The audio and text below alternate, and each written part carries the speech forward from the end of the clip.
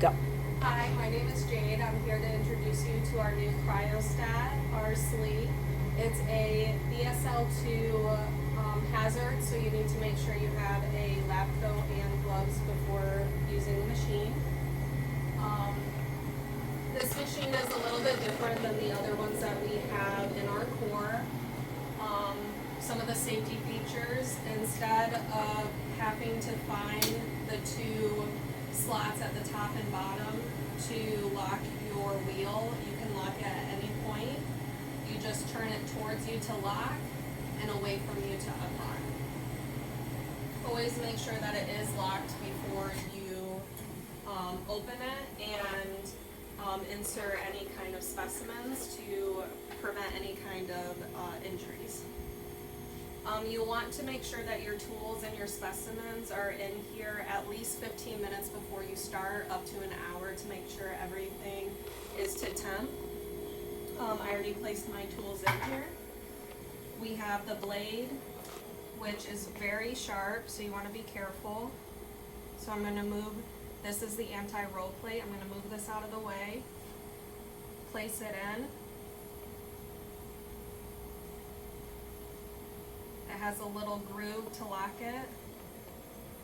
And then this is the knife locking mechanism. Just do it enough to tighten, but do not over tighten, or it can bend your blade. We also have a blade block. This prevents you from cutting yourself, and it's an extra safety feature. We have a angle adjustment here, or no, I'm sorry. We have a stage adjustment here. So if you loosen it, you can move the stage to the left and right. On this machine, you are not able to use the angle adjustment. It's set to a manufacturer recommendation so that the stage will not hit the chuck. So this is not adjustable. So this machine has another slight difference. Instead of the chuck advancing, this stage actually advances. So I can show you here. This is the button to make it advance, and this is the button to move it back.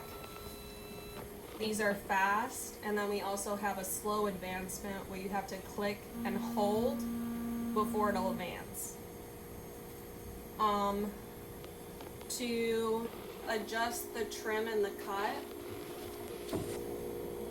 right now you can see that it's already set to cut, and you can use these little plus and minus buttons over here to change your cut thickness. When you press trim, this trim appears, and then you can use the plus and minus to set your trim. This will not allow you to go at a smaller trim than what your cut is set to. So if your cut is set to 20, you won't be able to get to 18 or lower on your trim. Right here is our chamber temperature inside our chamber. It's set to -20, and you want to make sure that it stays at -20 when you're done. So you can work on this instrument at a warmer temperature, but it will not function properly and do its automatic defrost at night if it's set at a warmer, and it causes frost buildup. So we just want to make sure that you set this back to -20. To change the chamber temperature, you use the menu button. You click it once, and this will appear. And then you click it again to appear so it's blinking. And then you can use the plus and minus to make it warmer or colder. And then when you're done setting your temperature, you press enter again, and then you can press escape. There's no other adjustments in the menu that you would be able to use. That is the only adjustable option in the menu. So please don't go through that. The next thing with this machine, making sure it's locked before I touch the chuck. There's two adjustments on your chuck. This is to tighten your specimen disc. So I'm going to put the blade holder up, and I'm going to place my specimen disc and tighten. So you want to make sure this is tightened before you open up your specimen disc adjustment, and this creates it to be like a joystick, and you can adjust the angle of your specimen. So after that's done, I'm going to open up my blade block, and I'm going to unlock my wheel, and I'm going to adjust or advance my stage. And I'm going to go very slowly because you don't want to chunk out your specimen. And I'm going to go slower because I'm very close. So there's two ways to do this. You can either slowly advance with the buttons, or you can just keep rolling the wheel until you start seeing some of the OCT start to cool off. I like to advance slowly here because it's just a little bit faster, but you do have a higher chance of chucking out a part of your block if you advance too quickly. So I'm touching it, so I'm going to back off just a little bit.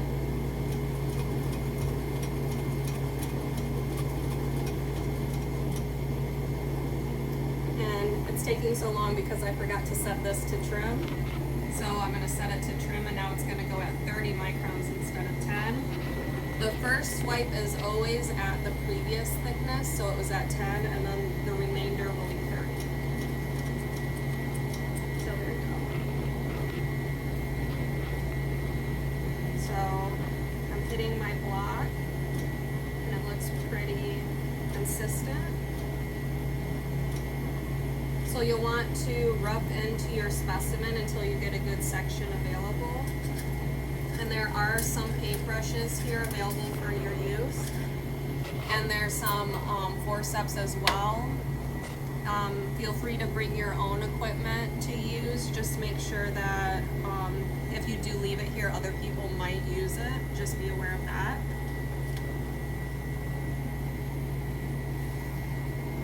So I'm going to change this to cut because I want to get a section. And where did you change that to cut? You press the trim. Okay. You press the trim to change between cut and trim. When that's here, it is trim, and then when the cut is on, it's at the cut section, the cut thickness. So I do want to mention, as you're cutting and trimming your blocks, because the stage is what advances, you will get buildup behind here. We just want to make sure that these sections do not reach the point of this black opening, because sections can get in here and clog it and also block the movement. So if you see buildup, you just want to make sure that you're taking your brushes and sweeping it out from the back. Because unlike other machines, the waste tray is actually this piece here. So we want to make sure we keep this back clean. And when you're ready to take your section, you'll want to place your anti-roll plate down. Alright, so it's pushing off the section. So I'm going to use this little wheel to adjust it. I'm going to turn it to the right to bring it closer to me. And I'm going to keep adjusting this until I get the sections to go under the roll plate.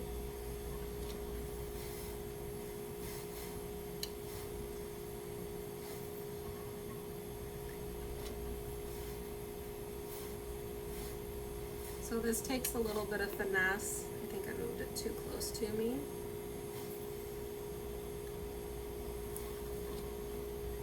I don't know if we want to cut this out while I try to get this to go underneath the roll plate.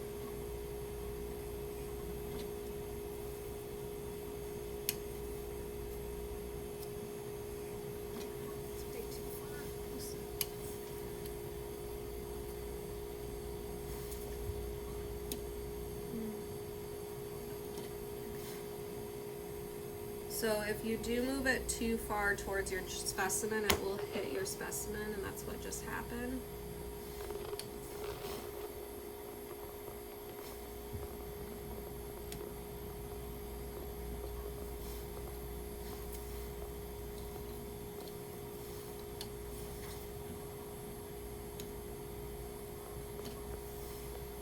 So I'm making very fine adjustments.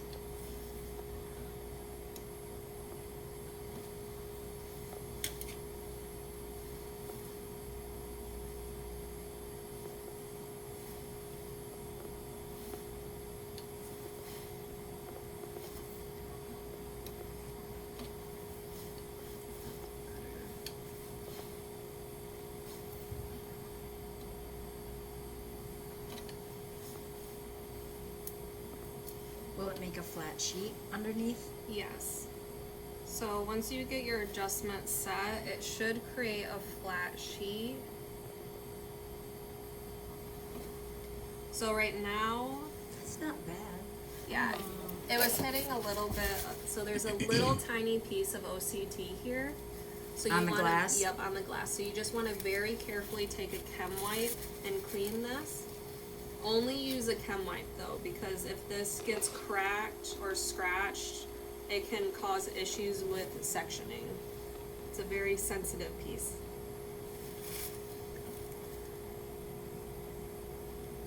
So, there we go.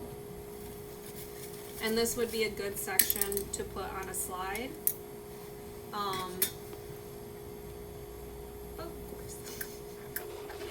So this is a little bit of the finesse of cryostating, getting a flat section, but this anti-roll plate does make it a lot easier. Right now too, my blade is very fresh. What you can do is you can take a piece of chem wipe, if this is happening to you, and very carefully, you can use the chem wipe to just dull your blade a little bit. And this will stop the sectioning from curling so badly. This is also a very new machine, so the curling is to be expected. A little bit more than an older machine. And this is also a very old specimen, so I'm not expecting to get the best section out of this one. Okay. So once you're done using the machine, make sure to place your blade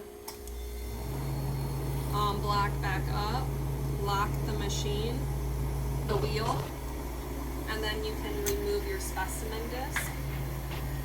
So again, the first thing you want to do is the right one is to remove this. The reason that you don't want to open this while this is loose is because it'll cause an adjustment error with this, and it's very hard to get it back into place. So you just again want to make sure that when this is loose, do not open this. So I'm going to just put a little bit of OCT over my specimen to keep it from degrading.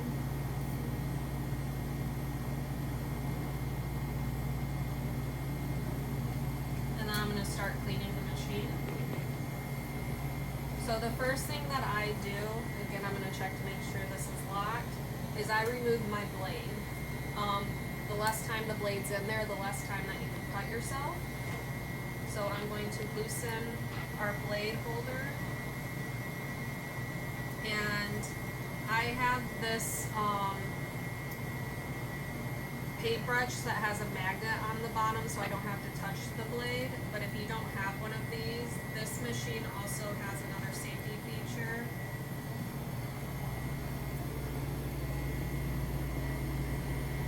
So this is a piece that you can use to push the blade out, and then very carefully grab the bottom of the blade and remove it.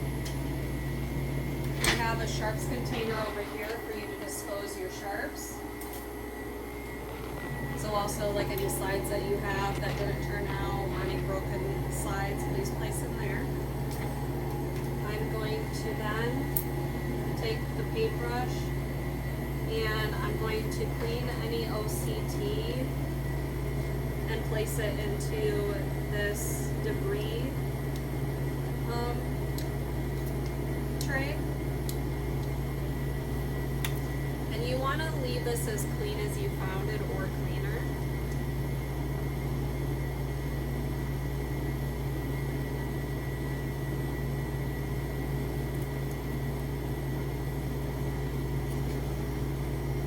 You also want to bring the stage as far up as possible, because sometimes sections get kind of stuck underneath it. You just want to make sure you get all of those.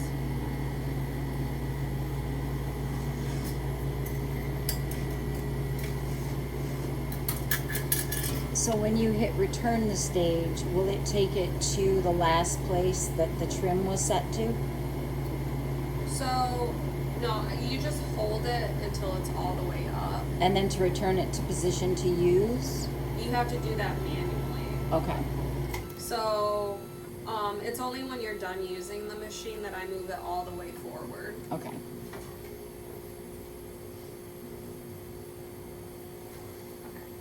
So I brushed all of my debris into this tray, so I'm going to take our biohazard.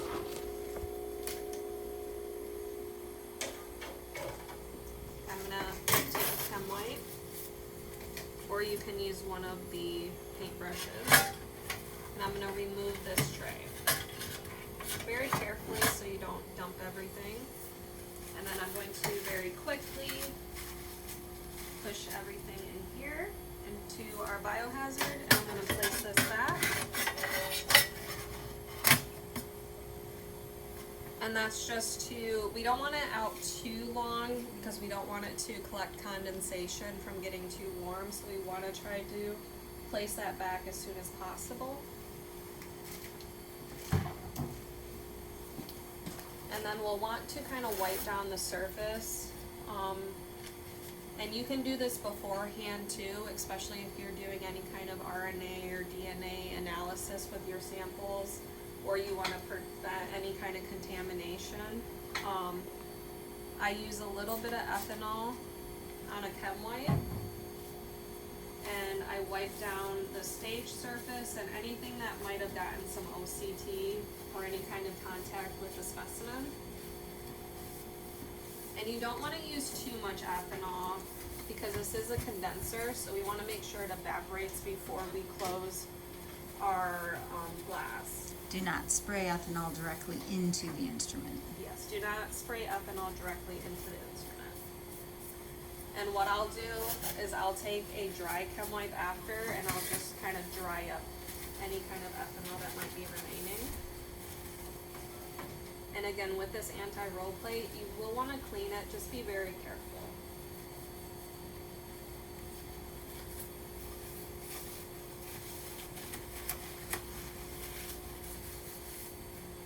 And the chem wipes, just make sure that these also go in the biohazard. Alright, now that I'm done cleaning, I'm going to remove my personal equipment. And another important note is if you plan on using this early in the morning, don't come the night before and place your specimens in here because it does go through an automatic defrost at night. So if you do place your specimens in here, they will melt and be destroyed by the morning, and it'll also create a very large mess. So that's an important note. Alright, so now it's blinking red. Don't be alarmed, it just means that it's too warm, and right now it's saying close the window. So because the chamber is set to -20, it's at -19, and that blue light just means that it's cooling back down. If the temperature is fine though and you want to continue working, if that happens while you're working, just close it and open it back up, and it'll go back to white. It's just an automatic system warning, just in case that temperature is very important